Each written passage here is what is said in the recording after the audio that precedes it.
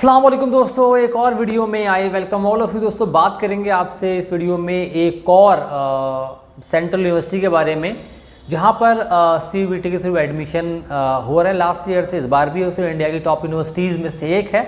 BHU के बारे में बात करूंगा आपसे, बताऊंगा कितने परसेंटाइल वाले। ध्यान रखिए, मैं बात करूंगा आपसे मेरा परसेंटाइल, फिर आप उसको अपने स्कोर में आप देख सकते हैं कि आप कहाँ पर जो है लाई कर रहे हैं। दोस्तों बात करूंगा आपसे मैं साइंस, कॉमर्स और आर्ट्स के बारे में, कितना परसेंटाइल वाले बंदे जो हैं BHU को अप्रोच मतलब वहाँ जाके अप्लाई करें ताकि उनको सीट मिल जाए। क्योंकि बहुत सारी यूनिवर्सिटी हैं CUET के अंदर, लेकिन जो NIRF की टॉप 100 की रैंकिंग है उसके अंदर वाली जो कुछ मतलब यूनिवर्सिटीज़ है उनको भी मैं टारगेट करूँगा अपनी मतलब वीडियोज़ के अंदर। बाकी और तो प्राइवेट यूनिवर्सिटी उनके बारे में बात मैं नहीं करूँगा। दो सब्सक्राइब नहीं किए तो प्लीज़ कर लें, बेल आइकन दबाएं ताकि वीडियो आप तक टाइम पर पहुँचे। सो मैं एक बात और ध्यान रखिएगा, BHU के मेन कैंपस के बारे में बात करूँगा। जो कॉलेजेस हैं इसके, जो उसके एफिलिएटेड, उसके बारे में बात मैं नहीं करूँगा, क्योंकि सबका ज़्यादातर का टारगेट होता है मेन कैंपस, क्योंकि वहाँ ज़्यादा अच्छी पढ़ाई होती है, बहुत सारी फैसिलिटी मिलती हैं आपको वहाँ पर, और मेन कैंपस का अपना एक अलग मज़ा होता है। बाकी कॉलेजेस तो कॉलेज होते हैं, सेंट्रल यूनिवर्सिटी का कैंपस है उसका एक अलग मज़ा होता है। दोस्तों बात करूँगा आपसे 5 कैटेगरी में, जनरल, OBC, SC, ST और EWS, इनके बारे में आपसे मैं बात करने वाला हूँ। तो एक बात और ध्यान रखिएगा, CUET की जो आपने फ़ीस पे की होगी 650, 800, जो भी 1000-1200 फ़ीस पे की थी, वो सिर्फ टेस्ट की फ़ीस थी। आपको हर यूनिवर्सिटी में जहाँ जाके अप्लाई करेंगे आपको सबकी फ़ीस पे करनी है।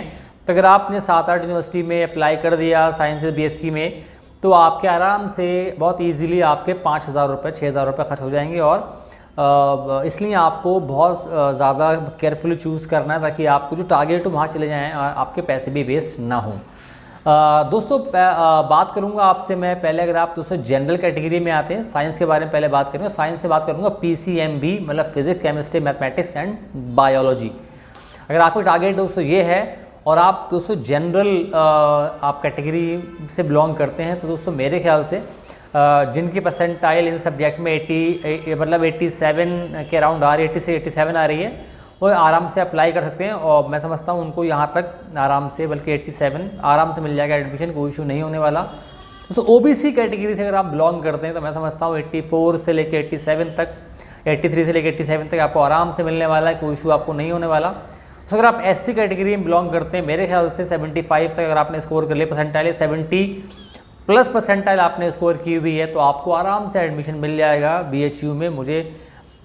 मेरे ख्याल से 75 तो पक्का ही आपको मिल जाएगा। दोस्तों बात करेंगे आपसे, अगर आप ST कैटेगरी में बिलोंग करते हैं, अगेन 70 परसेंटाइल आपने स्कोर कर लिए, तो आप BHU में मैं समझता हूँ आपको इन कोर्सेज में एडमिशन मिल जाना चाहिए। और आप EWS कैटेगरी में दोस्तों मेरे ख्याल से अगर आपका परसेंटाइल 80, 82 आपने स्कोर कर लिया, 80 मतलब 80 से 85 के बीच में, तो आप को एडमिशन मिल जाएगा। मेरे ख्याल से लिस्ट 1 में ही आप क्वालिफाई कर जाना चाहिए। दोस्तों ये साइंस के बारे में मेरा गैस है। ध्यान रखिए, सब्जेक्ट मैंने टारगेट जो किए हैं वो PCMB किया, मेन कैंपस की बात कर रहा हूँ। बाकी जो और जो आपके और जो मतलब जो कॉलेज हैं वहाँ तो और कम पे हो जाएगा फिर, लेकिन अगेन जैसे मैंने बताया आपको मेन कैंपस तो मेन कैंपस ही होता है। दोस्तों बात करेंगे आपसे कॉमर्स के बारे में, BCom और BBA में जो बंदे जाना चाहते हैं BHU के अंदर। दोस्तों अगेन मैं समझता हूँ जनरल कैटेगरी में दोस्तों अगर आप आते हैं तो 85 परसेंटाइल अगर आपने स्कोर कर ली है, इन माय ओपिनियन आप बहुत इजीली वहाँ जा पाएंगे। क्योंकि और भी यूनिवर्सिटीज़ हैं जैसे कि DU है आपकी, वहाँ BCom BBA में टॉप बच्चे तो वहीं जाएंगे, BHU में शायद ही आएँ। और तो वहाँ परसेंटाइल मैंने कल बात कर ली थी आपको, तो अगर आपकी 85 परसेंटाइल आपकी आ रही तो आप BCom BBA में आप जनरल हैं तो आराम से मैं समझता हूँ आपका हो जाएगा। इससे ऊपर वाले का तो पक्का हो जाएगा अगर आपका चॉइस BHU है। दोस्तों बात करेंगे अगर आप OBC हैं तो मैं समझता हूँ 80 से लेकर 85 के बीच में अगर आप स्कोर कर रहे हैं तो आपकी परसेंटाइल है, तो मेरे ख्याल से आप क्वालिफाई करने वाले, कोई इशू आपको नहीं होने वाला है।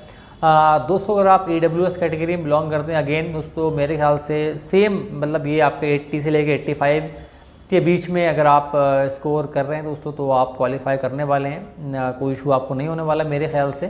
तो SC हैं, अगर आप 70 से लेकर 75 परसेंटाइल आपने स्कोर कर ली है तो आप क्वालिफाई करने वाले हैं। तो ST में भी यही मामला है, लगभग 70 तक अगर आपने कर लिया है तो आप जो है BHU में क्वालिफाई कर जाएंगे। In my opinion you are not going to have any issues in qualifying for BCom और एंड BBA एट BHU। जैसे ये था कॉमर्स के बारे में। बात करेंगे तो आर्ट्स के बारे में, बीए के बारे में, स्पेशली बीए आर्ट्स हो, मतलब हिस्ट्री है, मतलब इकोनॉमिक्स है, साइकोलॉजी है, पॉलिटिकल साइंस है, इंग्लिश है। अगर आपका ये चॉइस है दोस्तों, बीएचयू में आपने दिया है दोस्तों, मेरे ख्याल से जो भी बच्चे मतलब जनरल हैं, अगर आप मे बी 85 के अराउंड, क्योंकि ये तीनों लाइनें अलग अलग हैं। आपको लग रहा होगा कि मैं एक ही बात कर रहा हूँ 85, क्योंकि तीनों अलग अलग लाइन्स हैं, ऐसा नहीं है कि तीनों बहुत डिफरेंट हो। तीनों में अपने अपने बच्चे होते हैं अलग अलग, इसलिए मेरे ख्याल से इतने में हो जाएगा। आप ये मत समझिएगा मैं तीनों के एक ही बता रहा हूँ, क्योंकि तीनों अलग अलग स्ट्रीम्स हैं, इस बात का ख्याल रखिए। ऐसा नहीं कि वहाँ यहाँ साइड पे हो जाएगा, ओके। आर्ट्स वाले बच्चे आर्ट्स वाले में अच्छे होते हैं, कॉमर्स वाले में अच्छे होते हैं, साइंस वाले में अच्छे होते हैं, इस बात का ख्याल रखिएगा। तो अगेन 85 के अराउंड अगर आपका है तो आपको टॉप सब्जेक्ट है, ऐसे मतलब इकोनॉमिक्स है, इंग्लिश है, साइकोलॉजी है, हिस्ट्री है, इन सब्जेक्ट में आपको आराम से मिल जाएगा। या आपका मतलब पॉलिटिकल साइंस है तो आपको कोई इशू नहीं होने वाला, आप आराम से आपको इसमें एडमिशन मिल जाएगा। अगर आप जनरल भी हैं तो अगर आप ओबीसी हैं, मेरे ख्याल से आपका 82 से 85 तक क्वालिफाई करने वाले हैं आप। अगर आप ईडब्ल्यूएस है दोस्तों, अगेन सेम ही रहेगा, बहुत ज़्यादा फर्क नहीं आएगा। मेरे ख्याल से 80 to 85 के बीच में ये वेरी करेगा, बहुत ज़्यादा कम नहीं होगा दोस्तों। अगर आप एससी कैटेगरी में बिलोंग करते हैं तो मैं समझता हूँ आपको मे बी अगर आपका स्कोर 70 क्या परसेंटाइल आपने स्कोर कर लिया 70-75, तो आप लिस्ट 1 में क्वालिफाई मेरे ख्याल से आप कर जाएंगे अपनी कैटेगरी के अंदर। अब सब्जेक्ट उसको कौन सा मिले वो एक अलग बात है, क्योंकि सब्जेक्ट मेन होता है, क्योंकि जो बच्चे टॉप वाले होते हैं वो तो फिर चले जाते हैं आपके ये मतलब आपका मतलब पॉलिटिकल साइंस है, इकोनॉमिक्स है, साइकोलॉजी है, तो यहाँ पर मतलब हायर साइड रहेगी, ध्यान रखिएगा।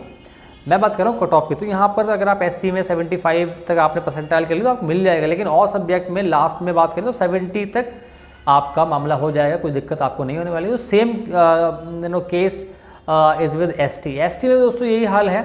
जो टॉप सब्जेक्ट हैं वो अगेन 70 के अराउंड आपको मैं समझता हूँ मिल जानी चाहिए 70 परसेंटाइल पे, और बाकी और सब्जेक्ट जो और हैं वहाँ तो मैं समझता हूँ आपको बीएचयू में 66 से 67 परसेंटाइल पे भी आप क्वालिफाई कर जाना चाहिए बीएचयू के अंदर।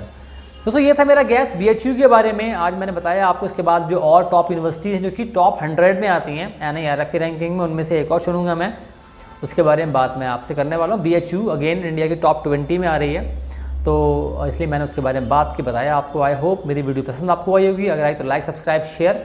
मैं मिलूंगा आपसे अगली वीडियो में, खुदा हाफिज़।